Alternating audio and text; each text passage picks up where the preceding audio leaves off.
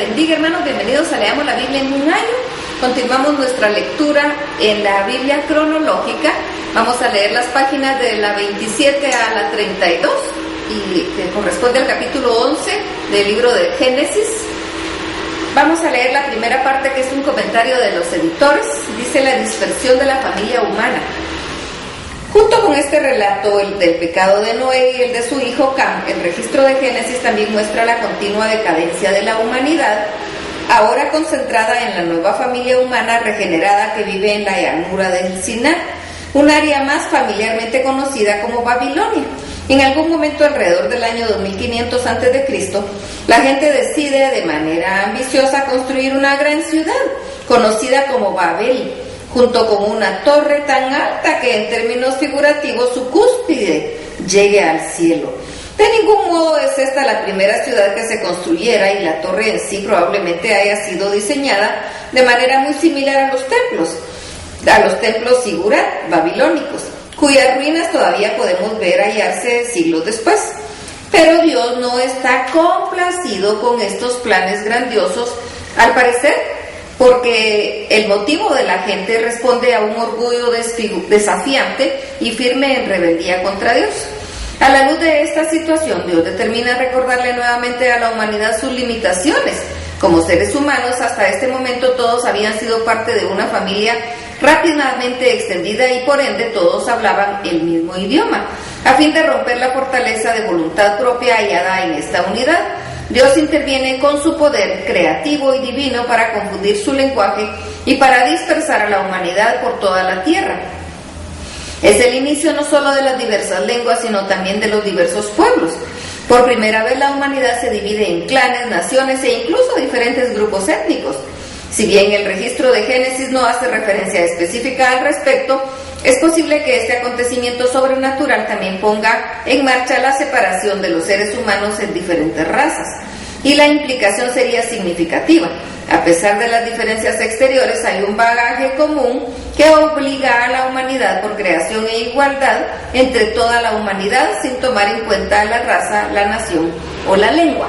Ahora sí, vamos a leer Génesis 11. Dice así: rasgos comunes de la humanidad. Tenía entonces toda la tierra una sola lengua y unas mismas palabras, y aconteció que cuando salieron de oriente hallaron una llanura en la tierra de Sinaí y se establecieron ahí.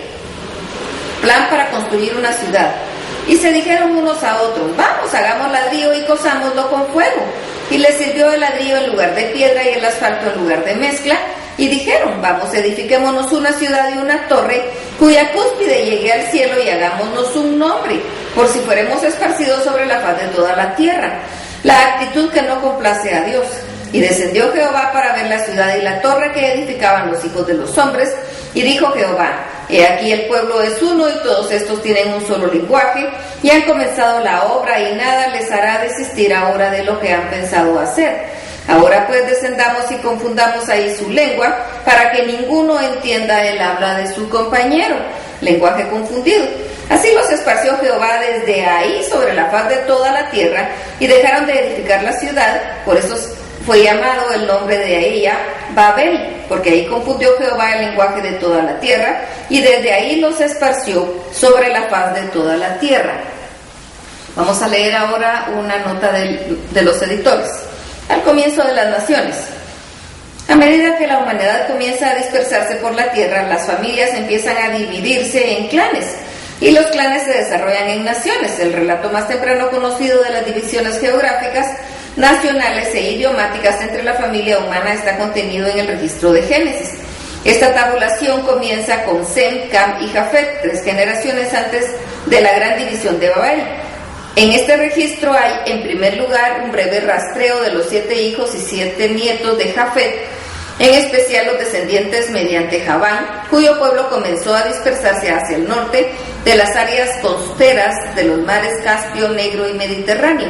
La referencia de los jefatitas puede ser tan breve como lo es porque estos indoeuropeos se encontrarán entre los últimos en desarrollarse y tendrán el menor contacto con los asuntos teocráticos del pueblo hebreo.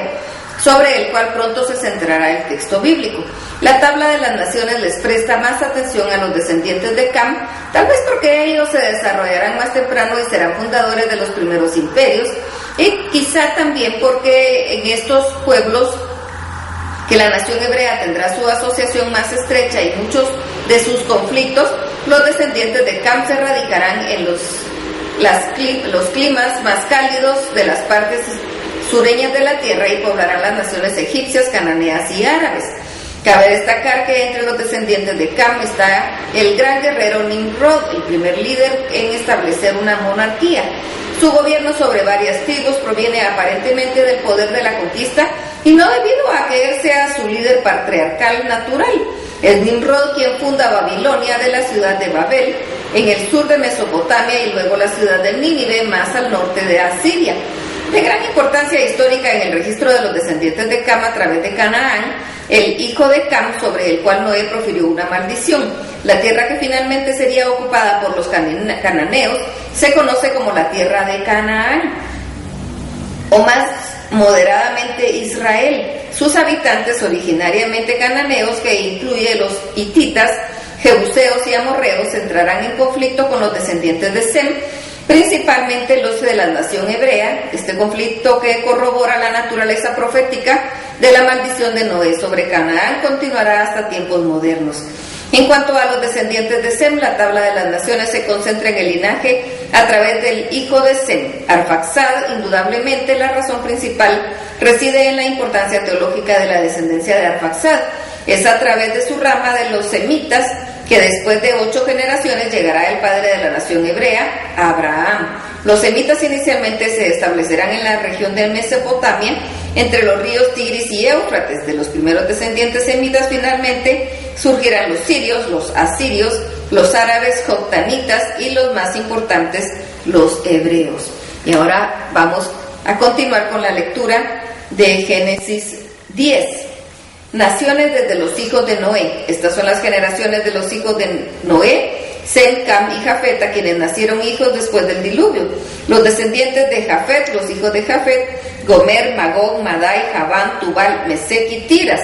Los hijos de Gomer: Askenaz, Rifat y Togarma. Los hijos de Javán: Elisa, Tarsis, Kitim y Dodadim. De estos se poblaron las costas, cada uno según su lengua, conforme a sus familias, en sus naciones. Los descendientes de Cam, los hijos de Cam: Cus, Misraim, Fut, Canaán. Los hijos de Cus: Seba, Avila, Sabta, Rahama y Sabteca. Y los hijos de Rahama: Seba y Dedán. Y Cus engendró a Nimrod, quien llegó a ser el primer poderoso en la tierra. Este fue vigoroso cazador delante de Jehová, por lo cual se dice así como Nimrod, vigoroso cazador delante del Sinar.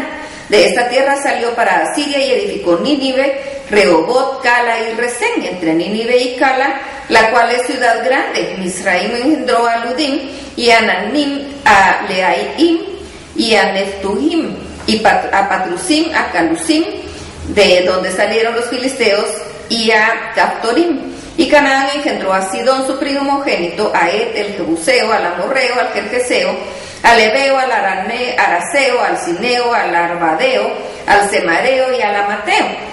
Y después se dispersaron las familias de los cananeos, y fue el territorio de los cananeos desde Sidón en dirección a Gerar hasta Gaza, y en dirección de Sodoma, Gomorra, Adma y Seboín hasta Laza. Estos son los hijos de Cam por sus familias, por sus lenguas, en sus tierras, en sus naciones. Los descendientes de Sem: también le nacieron hijos a Sem, padre de todos los hijos de Eber y hermano mayor de Jafet. Los hijos de Sem fueron Elam, Asur, Arfaxad, Lud y Aram. Y los hijos de Aram: Uz, Ul, Geter y Mas. Arfaxad engendró a Sala, y Sala engendró a Eber, y a Eber le nacieron 2 hijos. El nombre de uno fue Peleg, porque en sus días fue repartida la tierra, y el nombre de su hermano Joctán. Y Joctán engendró a Almodad, Selef, a Sarmabet, Gera, Adoram, Usal, Dicla, Obal, Abimael, Seba, Ofir, Avila y Jobab. Todos estos fueron hijos de Joctán, y la tierra en que habitaron desde Mesa en dirección de Sefar hasta la región montañosa del oriente. Estos fueron los hijos de Sem por sus familias, por sus lenguas, en sus tierras, en sus naciones. Los pueblos se esparcen, Estas son las familias de los hijos de Noé por sus descendencias en sus naciones, y de estos se esparcieron las naciones en la tierra después del diluvio. Leemos un comentario de los editores: los descendientes desde Sem hasta Abraham. Siguiendo esta tabulación de las naciones, el registro de Génesis queda en gran parte en silencio sobre los habitantes de la tierra, salvo en lo referente a los descendientes de Sem por medio de Arfaxad, Sala, Eber y Peleg, y otros hasta llegar a Abraham, luego conocido como Abraham, que se convertirá en padre de los hebreos. Esta es la familia de la promesa a través de la cual Dios preservará la verdad religiosa y moral. Será por medio de la nación hebrea que Dios finalmente le hablará al mundo entero. Por lo tanto, es importante para el registro de Génesis rastrear los ancestros de Abraham hasta Sem, quien a través de su padre Noé desciende del primer hombre, Adán. Continuamos en el capítulo 11, verso 10. Sem, estas son las generaciones de Sem. Arfaxad. Sem, de edad de 100 años, engendró a Arfaxad 2 años después del diluvio, y vivió Sem después que engendró a Arfaxad 500 años y engendró hijos e hijas. Sala. Arfaxad vivió 35 años y engendró a Sala, y vivió Arfaxad después que engendró a Sala 403 años y engendró hijos e hijas. Eber. Sala vivió 30 años y engendró a Eber, y vivió Sala después que engendró a Eber 403 años y engendró hijos e hijas. Peleg.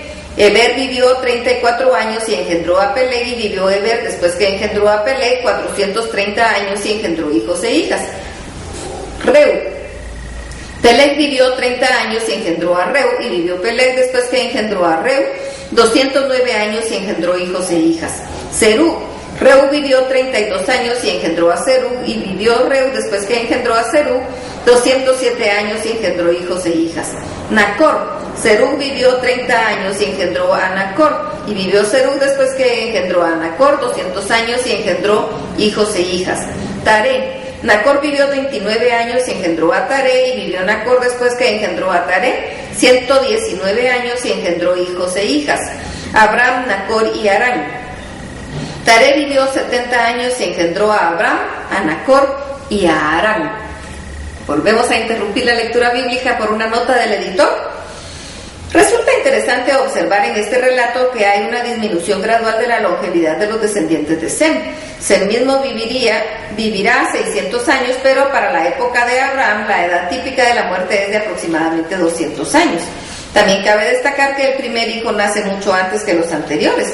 A excepción de Sem y Abraham, la mayoría de los hombres en este linaje está en sus 30 años cuando nace su primer hijo.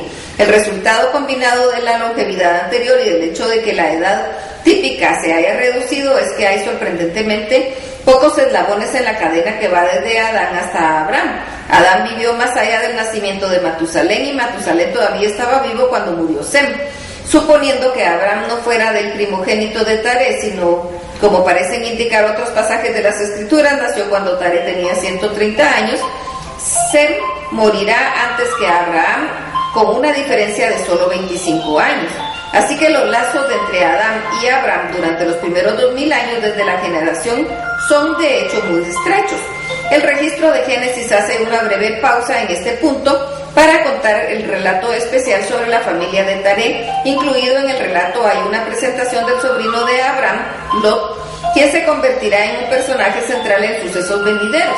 Igualmente significativo es el hecho de la esposa de Abraham, Sarai. Todavía no había dado a luz un hijo en medio de una cultura en la que el papel de la mujer en la crianza de los hijos, especialmente de los varones, es de vital importancia. La esterilidad de Sarai adoptará una importancia cada vez mayor. De gran importancia en este punto es el registro del viaje de Taré desde Ur de los Caldeos, ubicada en algún lugar del sur del Éufrates inferior, hasta la ciudad de Harán, a unos 960 kilómetros del norte. Llevando a Abraham, a Sarai y a Lot, Taré parte de Ur hacia una tierra de Canaán para la ruta de creciente fértil, para no pasar el desierto árabe. Porque Taré deja Ur es motivo de especulación, ya que la razón no la encontramos en el registro de Génesis. Más adelante, las Escrituras proporcionan una respuesta más completa cuando se registra que Abraham, presumiblemente Taré, fueron dirigidos por Dios al abandonar Ur hacia una tierra que Dios les mostraría. Por lo tanto, este relato de Taré y su viaje a Harán es importante en cuanto a que prepara el escenario para un viaje aún más significativo de Abraham, con el objeto de cumplir con el propósito que Dios tiene en mente. Continuamos en capítulo 11 de Génesis. Taré, estas son las generaciones de Taré. Nace Lot, muere Harán. Taré engendró a Abraham, a Nacor y a Harán. Y Harán engendró a Lot, y murió Harán antes de que su padre Taré en la tierra de su nacimiento, en Ur de los Caldeos. Abraham y Nacor toman esposas, y tomaron Abraham y Nacor para sí mujeres. El nombre de la mujer de Abraham era Sarai, y el nombre de la mujer de Nacor, Milca, hija de Harán, padre de Milca y de Isca. Mas Sarai era estéril y no tenía hijo. Taré se traslada con su familia a Harán, y tomó Taré a Abraham su hijo, y a Lot, hijo de Harán, hijo de su hijo, y a Sarai su nuera, mujer de Abraham su hijo, y salió con ellos de Ur de los Caldeos para ir a la tierra de Canaán, y vinieron hasta Harán y se quedaron ahí, y fueron los días de Taré 205 años, y murió Taré en Harán. Y ahora vamos a leer nuevamente una nota del editor. Job, el justo sufriente. Si bien no hay ninguna referencia bíblica a Job durante este periodo, hay una evidencia apremiante para creer que esta figura histórica importante de nombre Job debe incluirse aquí entre los antiguos. Su hogar está en la tierra de Uz, que probablemente esté situada en el norte del desierto árabe, en el territorio que llegará a conocerse como Edom o Idumea. Job es excepcionalmente bendecido con prosperidad y ama mucho a su familia por encima de todo. Job es un hombre justo, estimado por sus conocidos y hasta por quienes le sirven. Sin embargo, el desastre golpea a Job cuando se le quitan todos sus rebaños y su ganado y sus posesiones mediante una serie de adversidades. Lo que es peor, todos sus hijos mueren y él mismo es golpeado por una enfermedad terrible y dolorosa. Si bien él pregunta por qué le cae tanta desgracia, Job mantiene su fe en Dios. Como resultado de ello, se le restaura su riqueza al doble de lo que valía en un principio. Le nacen más hijos y muere siendo un hombre feliz. La historia de su gran fe y de su evidente lucha exitosa con los motivos de su sufrimiento pasará a las generaciones venideras. Varios siglos más tarde, en un momento en que toda la nación luchará con el problema del sufrimiento, la vida de Job se convertirá en la base de una riqueza maestra literaria con el sufrimiento y la cuestión de las causas. Poco pudo imaginar este hombre humilde de qué forma su propia adversidad sería una fuente de consuelo para multitudes de sus congéneres que sufrirían en los siglos venideros. Este solo hecho podía tener algo que ver en por qué es llevado a experimentar tal adversidad. El libro de Job se presentará más adelante en el momento en que fue escrito. Hasta aquí la lectura. Dios los bendiga.